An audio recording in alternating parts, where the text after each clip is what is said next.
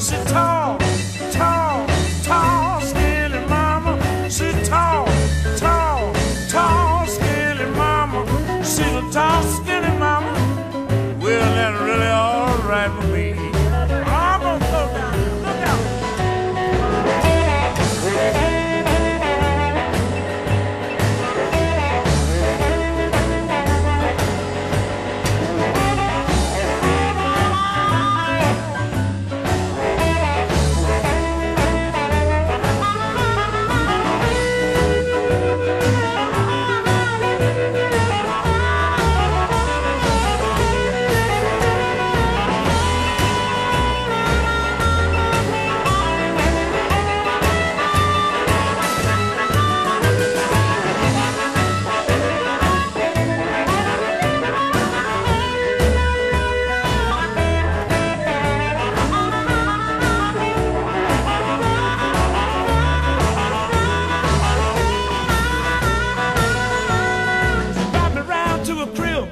I went without thinking twice. Big fella opened the door, lucky to escape with my life. He pointed me in the room. He hollered, "Ain't you Ice Pick James?" I jumped behind the little girl's back. I said, "I ain't taking all the blame." He said, "I'm gonna fix you up so you can't do this stuff no more. By knocking out on your front teeth and right out on this hardwood floor." I cried, Mister, I never even kissed her. If I'd known she was a woman, I'd have never been around on the first place. If I'd known she was a woman, I'd have never been around on the first place. If I'd known she was a woman, I'd have never been around on the first place. If I'd known she was a woman, I'd have never been around on the first place. Oh, no, baby. Ooh, fellas. Yeah. Look at the mess I done got myself in this time. Let me tell you the story. When I first got to California, you know, I'm playing down the little joint, Redondo Beach. So I went home with a little girl from San Pedro.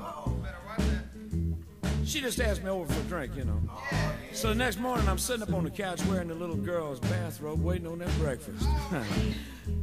And you know, Gene, you know I like my biscuits brown early. You know what I mean, man? I'm sitting up waiting on them biscuits. Little girl's working in the kitchen, back and forth, up and down. All of a sudden, what do you think, man? Woo! Front door crashed in on the floor. Great big cat come in the door. Big fella. Big. Fellas, he was big. His arms looked like my legs. Big, ugly fella. Had a gleam in his eye. I could tell, you know, he just got back to town. You know. Damn bird. Been away for a while. Yeah. I said, "Excuse me?" He said, "Are you the one that called Ice Pick James, blow the harmonica down at the nightclub, down at the beer garden, the tap room down the street?" I said, "That's me." He said, "Well, I'm gonna fix you up so you can't do this mess no more. Come around a man's house." I said, "What you mean? I just come by for a drink. I didn't mean no harm to nobody." Little little girl asked me around, you know. He said, well, fella, I got a bullet with your name on it. Those words will never leave my heart. Man start talking bullets, whoo, I'm gone. I don't even need the breakfast, don't need the little girl. I believe I run off left about $147 with a harmonica sitting on the couch. Anyway, I stood up and I said, well, I'll be going now. He said, I'm not done with you. And I could tell he was mad, fellas. He was mad, fellas. How you know that? You know how I could tell he was mad?